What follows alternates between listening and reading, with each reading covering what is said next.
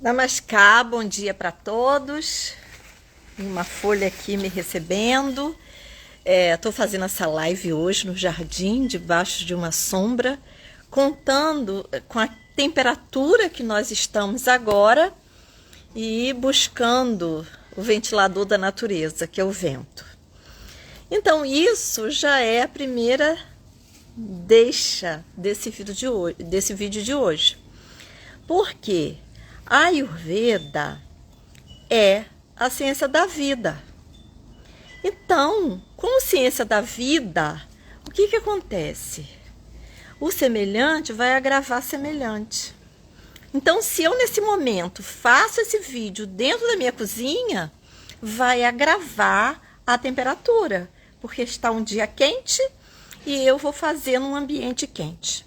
Então, a primeira grande dica do Ayurveda é essa: você buscar o contrário para amenizar. Olha que linda a folha passando na frente. Para amenizar aquela situação. Bem, e isso naturalmente nós fazemos. O ser humano, ele tem uma sabedoria infinita, mas nós vivemos num sistema, e isso não é de agora, que faz acreditar que uns são mais sábios e outros menos sábios.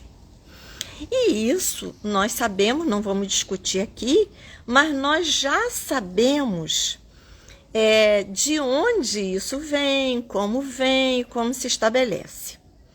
Bem, eu quero só trazer um pouquinho disso. Obrigada, Marisa, grande mestra. Todos nós somos, Marisa. Você também é uma grande mestra. Então, como é que isso está nesse momento? A Ayurveda é a ciência da vida. Sendo ciência da vida, ela não se estabelece só como medicina, porque muito se fala de medicina ayurvédica, realmente. Faz parte, mas não é tudo. Porque o Ayurveda é um sistema filosófico baseado numa racionalidade muito antiga e que estabelece condições para uma vida longa e plena. E uma vida onde o ser humano possa entrar e sair no planeta numa condição digna e realizando o que ele veio fazer aqui, que é cumprir o seu Dharma, a sua missão. Bem, eu talvez pelos algoritmos, quando abro o meu celular, eu vejo muitas notícias de Ayurveda, claro, porque eu vivo nisso, falo disso, mas não é só no meu celular que tem. Hoje há uma profusão de terapeutas, de cursos, e muita gente fala no Ayurveda, que no início desse século não tinha. No ano 2000 ainda era muito incipiente os conhecimentos e a divulgação do Ayurveda. Mas ele cumpre nesse momento a mesma função que ele cumpriu quando ele se estabeleceu no planeta. Disse que o Ayurveda vem dos céus, de Brahma, de Deus. E isso não temos dúvida, porque tudo que está aqui nesse planeta tem essa origem. E o Ayurveda foi passado para alguns seres divinos que passaram para os seres terrenos. E esses seres terrenos, eles receberam a Ayurveda depois de um grande pedido. Havia um momento onde as civilizações, em especial as civilizações do Oriente, da Índia, estavam num momento de grande dor, de muitas doenças, onde as pessoas viviam uma subvida, ou seja, uma vida não digna dessa condição humana que faz parte do planeta. Porque o ser humano é como se fosse o cristal de uma rocha. É como se fosse a flor do mundo vegetal. E no mundo animal, essa função sutil, essa função maravilhosa, quem exerce é o ser humano, ou deveria exercer. Então, naquele momento, os sábios, em assembleia, em estudos, eles discutiam esses ensinamentos do Ayurveda para que ele se estabelecesse na Terra e desse uma qualidade de vida melhor. E eu olho agora a mesma coisa. Agora, muito se fala de Ayurveda, muito se fala de terapia. Se a gente abre um aplicativo, lá tem curso disso, curso daquilo, tudo isso é maravilhoso. Por quê? Se existe essa oferta, é porque existe uma demanda de busca. E o Ayurveda vem nesse momento para dar um acerto nisso, para trazer para os seres humanos uma condição mais inteligente, mais sábia, para eles gerenciar a sua própria vida. Por isso que o Ayurveda não é aplicado simplesmente como uma forma de cura. O Ayurveda é uma forma, é um jeito de prevenir, de dar qualidade à vida. Por isso é a ciência da vida. Então, o Ayurveda engloba muitas coisas. A forma de alimentação, o estilo familiar, astrologia, envolve danças, envolve música, envolve coisas que vão trazer para a nossa vida uma condição melhor, para que possamos ter uma vida longa com qualidade, para que possamos ter uma vida longa cumprindo as nossas funções, as funções para que viemos aqui no planeta. Então, diante dessa introdução, que também vocês poderão ver de forma mais completa no curso que eu realizo todo ano aqui no Espaço Ayum. Esse curso é maravilhoso, eu digo que eu faço cursos para mim, porque esse curso ele veio trazer para mim entendimento de muitas situações que ainda estavam sombrias na minha vida. Situações que eu não entendia. E dentro dessas situações que eu não entendia, essa ligação, esse holos, esse todo que eu sou como um microcosmo do macrocosmo. E aí, nessa live, eu vou deixar para vocês uma dica e vou discorrer um pouco sobre um filme muito antigo, que é um documentário que está no YouTube. Ele andou desaparecido, mas eu já vi que voltou. Ele chama A Arte de Viver. Ele não é fácil de ver porque a legenda e a voz está em espanhol, que o original é em hindi. Esse documentário foi feito na Índia. Embora hoje eu já tenha também resgatado, através da plataforma Aquarius, meu filho descobriu, porque eu levei um tempo enorme procurando e não achava, um filme chamado O Médico Indiano, que é um documentário sobre a vida do Dr. Vasant Lad, que é um grande médico ayurvédico que vive nos Estados Unidos, mas que ele incorpora o Ayurveda. Aí, além desse filme sobre a vida do Dr. Vasant Lad, tem esse filme A Arte de Viver. O filme A Arte de Viver, ele é um filme meio difícil, porque exige tempo até pela dificuldade que nós temos da língua. Mas foi assim o filme mais sábio que eu já assisti sobre a Ayurveda. O documentário mais sábio que eu já assisti. E aí eu vou trazer para vocês alguns aspectos do documentário e que caracteriza o Ayurveda. No início do filme aparece um mateiro. Aqui no Brasil também nós temos muitos mateiros, aquelas pessoas que vão para as matas e que reconhecem as plantas medicinais. Eu estou aqui diante de uma planta medicinal, mas ela está aqui no meio urbano.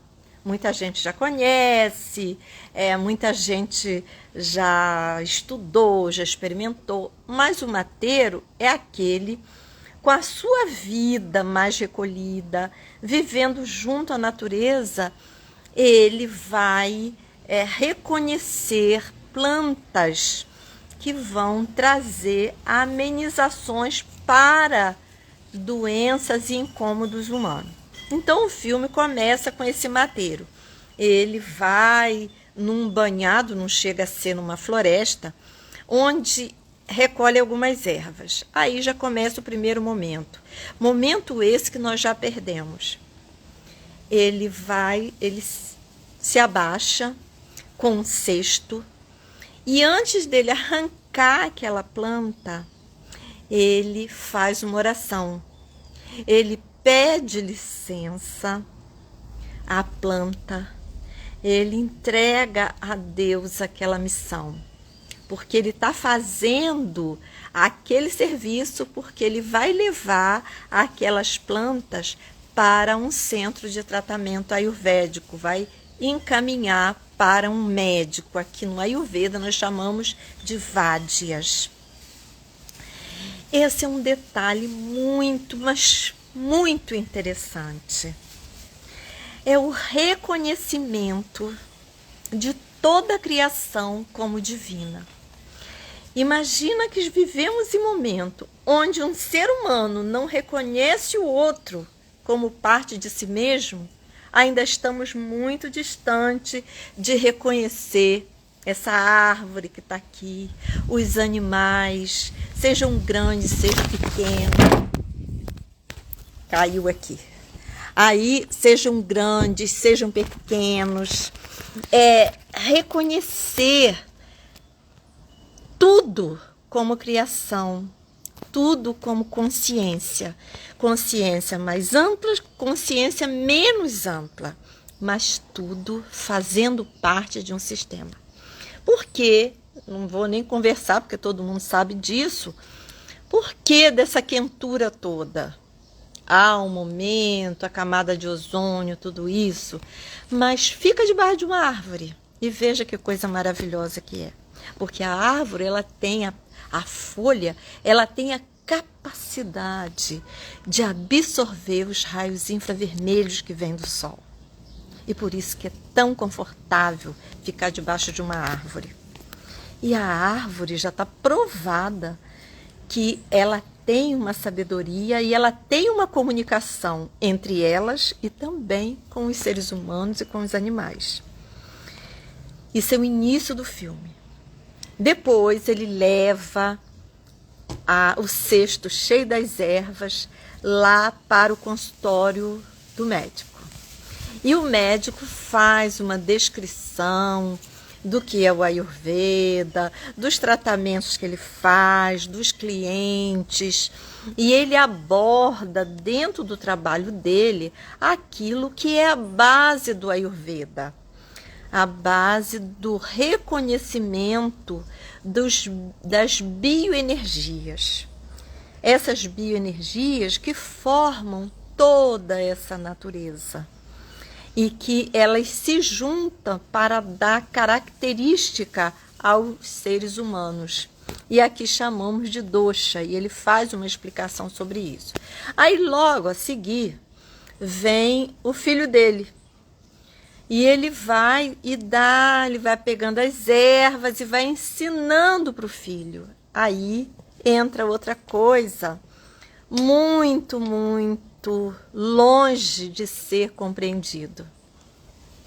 É essa passagem da sabedoria através das gerações.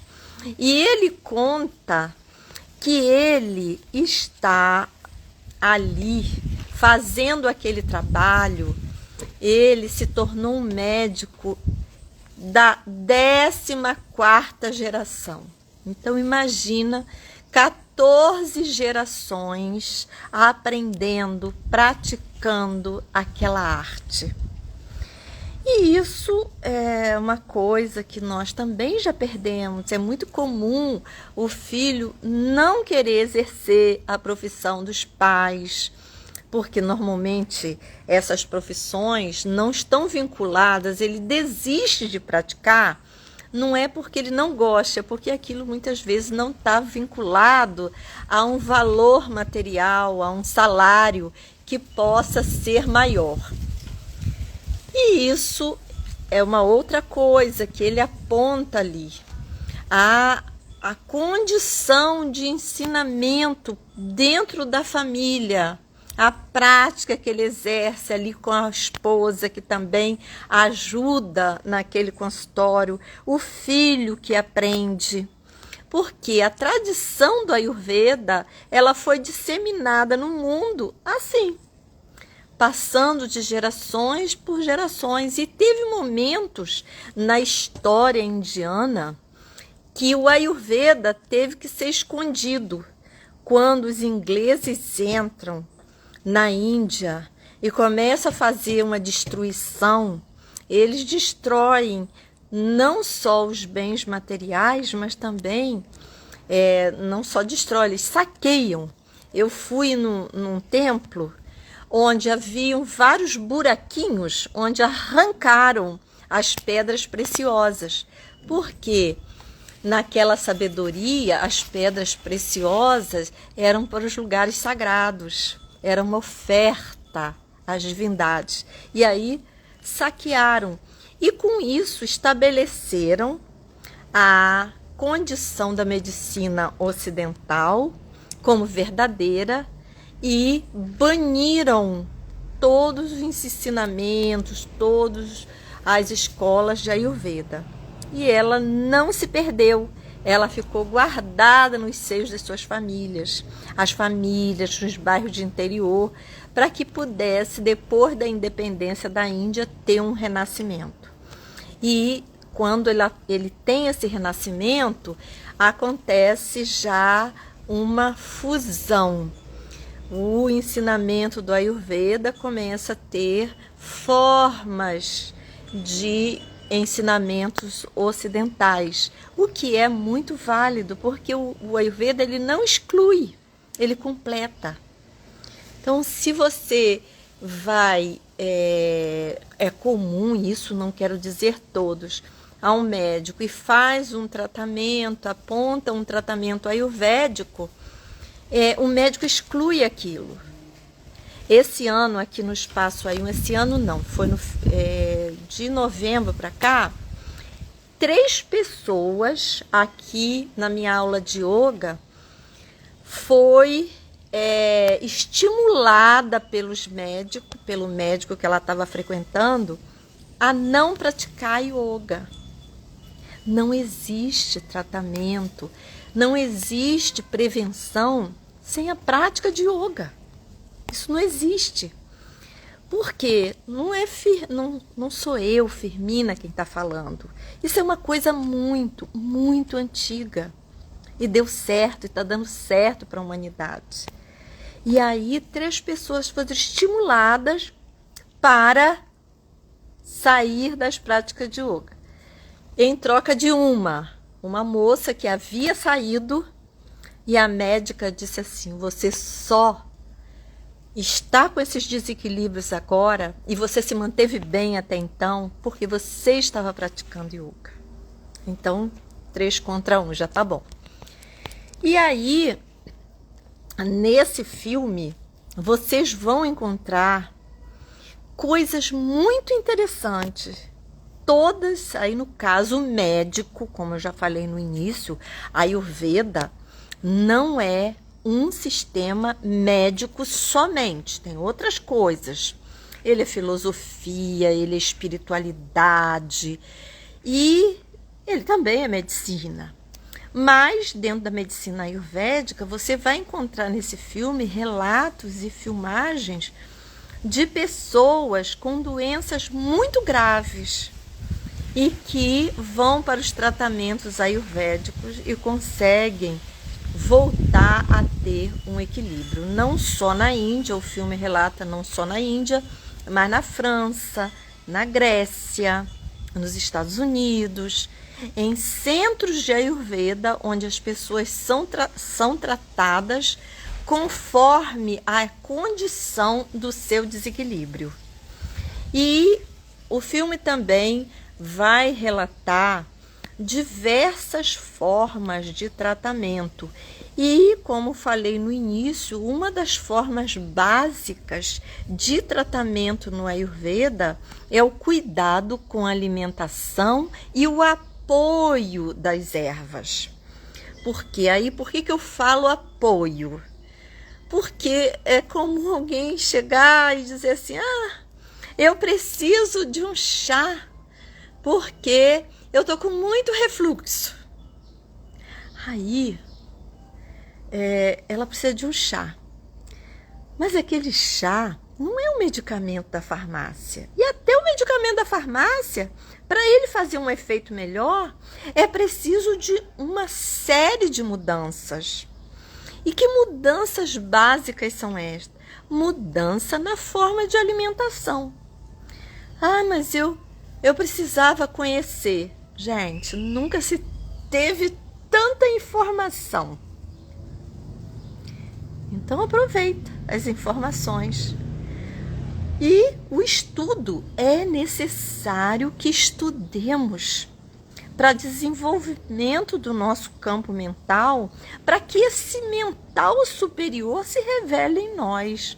É como abrir comportas, é como estabelecer uma vasilha muito grande para receber sabedoria. Vocês querem ver uma coisinha rápida para entender? Muitas pessoas têm o colesterol ruim, muito alto. Alguém diz, meu colesterol está alto. Tem essa conversa que todo mundo já sabe, que o colesterol é necessário no corpo, sim, com certeza. Mas ele está muito alto, o que eu faço? É claro que se for o médico, ele, no papel dele, que está correto, ele vai dar um medicamento. Mas aquela pessoa, ela tem uma sabedoria dentro dela. E essa sabedoria faz com que ela vá buscar. Quando a pessoa chega e pede um chá, é a alma dela. É lá dentro dela que sabe que tem algo muito maior e mais verdadeiro para ela ficar boa. Aí é só a gente compreender. Acredito que a maioria das pessoas nunca tiveram oportunidade de ver uma célula no microscópio. Mas aproveita, vai um dia ver, pede alguém para ver, e agora na internet tem desenho pra caramba. Aí você vai ver. A capinha que forma uma célula animal, ela é feita de lipídios. O que são lipídios? Gordura, tá? É chamada a capinha lipoproteica. Então, tem gorduras e proteínas. Todas as células animais, elas têm essa capinha, essa membrana lipoproteica. E os vegetais? Os vegetais têm celulose. É fácil de entender. Nosso organismo humano, ele não digere a celulose. Já viu que quando come feijão, sai a casca de feijão? Aquilo é porque aquela capa é de celulose, não é lipoproteica. Aí já dá para entender. Fácil. Se você tem um aumento de gordura no seu sangue, a primeira coisa é retirar todos os alimentos cuja célula seja lipoproteica. E quem são esses alimentos? Os alimentos de origem animal. É fácil entender. Se você vai se alimentar de vegetais, você também vai ter gorduras. Mas imagina uma castanha. Ela vai ter gordura dentro, não na capa. Essa gordura dentro é uma outra forma de gordura. E aí você pode ir administrando sua vida, sua alimentação. Além de tudo, o Ayurveda, ele vai habilitar a pessoa a observar o seu corpo, a ver os sinais, a compreender os ritmos. Imagina uma pessoa no sistema que a gente está, as pessoas mais jovens, elas acordam tarde, elas ficam felizes por acordar tarde. Eu também já fui jovem, mas essa foi uma pegada que eu não tive, graças a Deus, mas tenho outras também. Não quer dizer que seja melhor, não. Aí o que acontece? Elas acordam tarde. E elas dormem também muito tarde. Então, muitos prejuízos para o corpo. E muitos lucros para quem? Pensa aí, quem que está lucrando de você dormir tarde? Quando você abre o celular, quando liga a televisão, que abre um computador, você está consumindo. Então o sistema precisa de consumidores, não só de dia, mas de noite. E aí essa pessoa, ela se torna refém de um sistema. E como ela se torna refém, ela perde a sua capacidade de gerenciar a própria vida. Isso é um fato. A outra coisa é a compreensão da existência. Uma pessoa de mais de 70 anos, ela adoeceu.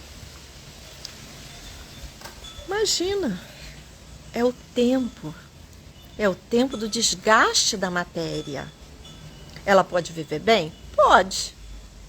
Mas esse desgaste da matéria, ele já não está tão vinculado à falta de cuidado. Ela pode ir seguindo, ela pode se cuidando, mas a matéria, ela vai degenerando. Eu tenho um pé de tulasi na minha casa, aqui na frente, que é uma erva sagrada, e tem eu tenho vários pés, e tem um que eu deixei florescer e dar semente. Eu não cortei a semente. Eu deixei florescer, porque eu quero tirar e fazer reprodução. E o que acontece com ela? Quando ela dá semente, ela se esgota e morre. Ela compreende assim, minha missão acabou. E junto a ela, toda uma família de manjericões, de coleus e de uma forma geral, todo nesse planeta, ele obedece a essa lei. Cumpriu a missão, vai embora. E uma vez eu perguntei a uma pessoa que vivia numa floresta, e até foi ela que chamou a atenção. Vocês sentem cheiro de animal podre por morte? Não. A floresta sempre é cheirosa. E muitos animais nascem e morrem. Porque lá eles obedecem a uma cadeia. E essa cadeia promove esse sistema de absorção e renovação. Bem, essa conversa veio aqui para mostrar o quanto nós, seres humanos, precisamos da compreensão, da sabedoria, para que nós não nos tornemos esses lacaios, essas pessoas aprisionadas por esse sistema de morte que nós vivemos, num planeta tão maravilhoso. Pessoas que são tão lindas. Imagina todos os bebês tão maravilhosos. As plantas, os animais, os dias e as noites. Então vivemos, nascemos para usufruir, não foi para sofrer. O sofrimento, como eu falei na semana passada, é um dos resultados da ignorância. A dor, ela acontece, mas o sofrimento é opcional.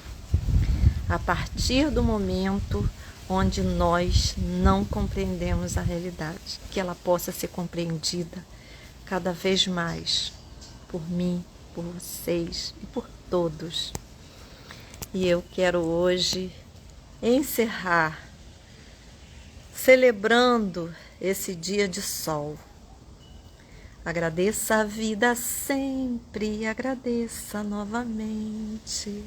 Agradeça a vida sempre, agradeça novamente. A vida, agradeça novamente. E quem quiser saber mais, sábado, 9 horas da manhã, me escreve para que a gente possa organizar, mas siga seu coração e aprenda, porque existe um quadrinho que eu vi num azulejo de uma igreja, dizem que não existe mais, lá em Salvador, na igreja de São Francisco. E diz o seguinte: vá buscar o conhecimento, mesmo que seja a pé até a China. Bom dia para todos.